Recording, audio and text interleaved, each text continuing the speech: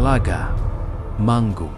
Nama ini mungkin terdengar asing bagi sebagian orang, bahkan bagi masyarakat Jawa Barat sendiri. Padahal jauh sebelum Majapahit berjaya, sebelum Kesultanan Cirebon berdiri, bahkan sebelum Pajajaran mencapai puncak kejayaannya, Talaga Manggung sudah lebih dulu eksis sebagai pusat kekuasaan penting di wilayah timur Pasundan. Kerajaan ini bukan sekedar legenda, ia meninggalkan jejak nyata, arca, prasasti, makam raja, serta kisah turun-temurun yang masih hidup hingga hari ini di Talaga, Kabupaten Majalengka. Namun, mengapa Talaga Manggung jarang dibahas dalam buku sejarah nasional? Siapa sebenarnya para rajanya? Dan apa peran Talaga Manggung dalam perubahan besar dari kerajaan Hindu-Buddha menuju Islam di Tatar Sunda? Menuju Islam di Tatar Sunda, mari kita telusuri kisahnya. Sebuah kisah tentang kekuasaan, kepercayaan, dan perubahan zaman. Talaga Manggung terletak di wilayah Majalengka bagian selatan, dikelilingi pegunungan dan perbukitan. Kata Talaga sendiri berarti danau, menunjukkan bahwa wilayah ini sejak dulu kaya sumber air dan subur.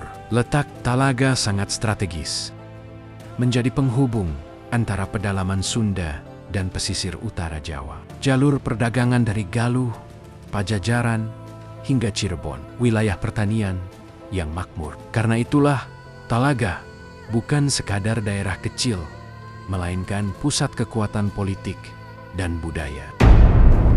Menurut naskah kuno dan tradisi lisan, Talaga Manggung sudah berdiri sejak abad ke-14. Bahkan ada yang menyebut lebih awal. Talaga Manggung awalnya berada di bawah pengaruh kerajaan Sunda Galuh, namun memiliki otonomi kuat. Rajanya bergelar Prabu, menandakan status kerajaan, bukan sekedar kadipaten biasa. Salah satu bukti paling kuat keberadaan kerajaan ini adalah arca-arca batu peninggalan Raja-Raja Talaga yang kini tersimpan di Museum Talaga Manggung, Kompleks Makam Raja-Raja Talaga. Arca-arca ini bergaya Hindu-Buddha, menunjukkan bahwa Talaga Manggung adalah kerajaan bercorak Hindu-Buddha. Salah satu tokoh paling terkenal adalah Prabu Pucuk Umun. Ia disebut sebagai Raja Besar Talaga Manggung yang memerintah dengan kebijaksanaan. Ciri khas kepemimpinan Raja Talaga menggabungkan kekuasaan politik dan spiritual. Raja dianggap sebagai wakil dewa di dunia. Kehidupan kerajaan sangat dipengaruhi ajaran Hindu Siwa dan Buddha. Masyarakat Talaga hidup dari pertanian, perdagangan, kesenian, dan ritual keagamaan. Talaga dikenal sebagai kerajaan yang damai dan makmur, jarang terlibat perang besar.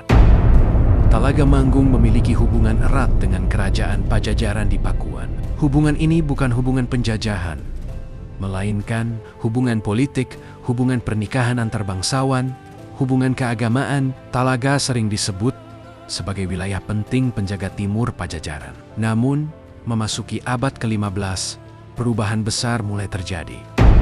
Gelombang Islam mulai masuk ke wilayah Sunda melalui Cirebon. Tokoh penting dalam fase ini adalah Sunan Gunung Jati, para wali dan ulama dari pesisir utara Jawa. Talaga Manggung berada di persimpangan, tetap bertahan dengan Hindu-Buddha atau menerima Islam yang semakin kuat. Konflik tidak selalu berbentuk perang, melainkan pergolakan batin dan politik. Tokoh paling terkenal dalam sejarah Talaga adalah Ratu Simbar Kencana. Ia adalah putri Raja Talaga, penguasa terakhir Talaga Manggung. Tokoh penting dalam proses Islamisasi.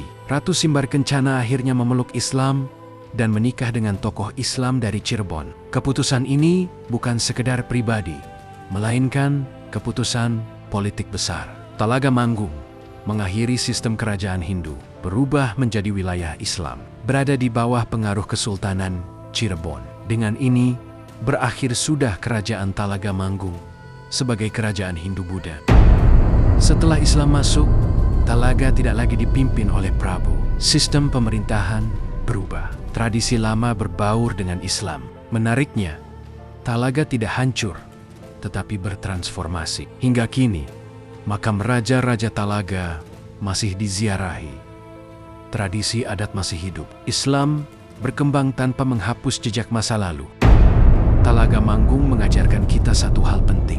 Sejarah bukan hanya tentang perang dan penaklukan, tetapi tentang perubahan, adaptasi, dan kebijaksanaan. Kerajaan ini mungkin kecil dalam peta, tetapi besar dalam makna sejarah Pasundan. Jika hari ini kita berdiri di Talaga, sesungguhnya kita sedang berdiri di atas lapisan waktu yang menyimpan kisah raja, rakyat, dan perubahan zaman.